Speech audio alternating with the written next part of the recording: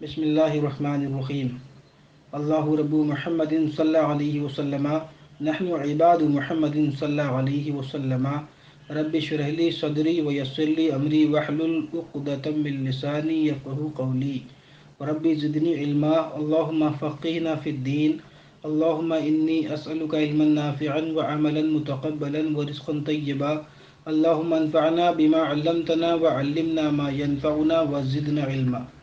جماعت رضائے مصطفیٰ central avenue Calcutta کی جانب سے آپ حضرات درس بہار شریعت سماعت کر رہے ہیں۔ جماعت کا بیان جاری ہے۔ حدیث امام احمد و ترمذی نے معاذ بن جبل رضی اللہ تعالی عنہ سے یوں روایت کی کہ ایک دن صبح کی نماز کو تشریف لانے میں دیر ہوئی، یہاں تک کہ قریب تھا کہ ہم آفتاب دیکھنے لگے کہ جلدی کرتے ہوئے تشریف لائے۔ اقامت ہوئی اور مختصر نماز پڑھی، سلام پھیر کر بلند آواز سے فرمایا سب اپنی اپنی جگہ پر رہو، میں تمہیں خبر دوں گا کہ کس چیز نے صبح کی نماز میں آنے سے روکا۔ میں رات میں اٹھا، وضو کیا اور جو مقدر تھا نماز پڑھی، پھر میں نماز میں اونگا، اس کے بعد اسی کے مثل واقعات بیان فرمایا۔ اور اس روایت میں یہ ہے کہ اس کے دست قدرت رکھنے سے ان کی خنقی میں نے اپنے سینہ میں پائی تو مجھ پر ہر چیز روشن ہو گئی اور میں نے پہچان لی۔ اور اس روایت میں یہ بھی ہے کہ اللہ عز و جل نے فرمایا کفارات کیا ہے؟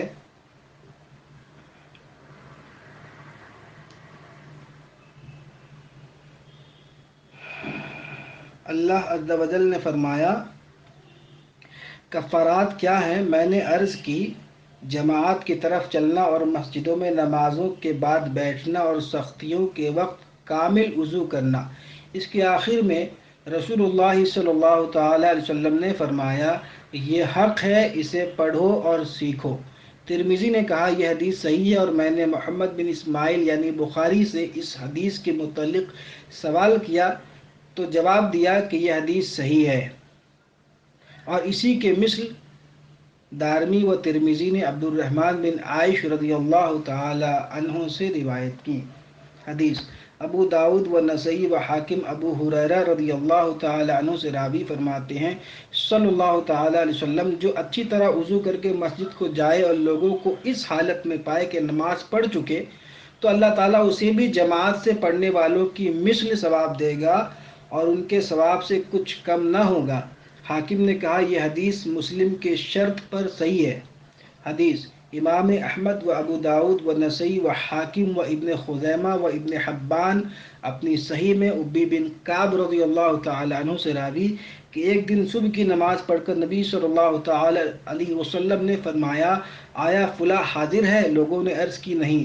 فرمایا فلاں حاضر ہے؟ لوگوں نے عرض کی نہیں۔ فرمایا یہ دو نمازیں منافقین پر بہت گراں ہے، اگر جانتے کہ ان میں کیا ہے یعنی ثواب کتنا ہے تو گھٹنوں کے بل گھسٹتے آتے، اور بے شک پہلی صف فرشتوں کی صف کے مثل ہے، اور اگر تم جانتے کہ اس کی فضیلت کیا ہے تو اس کی طرف سبقت کرتے۔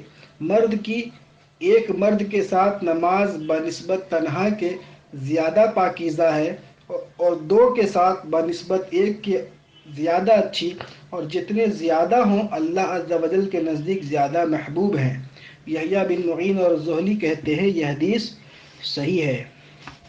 حدیث صحیح مسلم میں حضرت عثمان رضی اللہ تعالی عنہ سے مروی کہ فرماتے ہیں صلی اللہ تعالی علیہ وسلم جس نے با جماعت عشاء کی نماز پڑھی گویا آدھی رات قیام کیا، اور جس نے فجر کی نماز جماعت سے پڑھی گویا پوری رات قیام کیا۔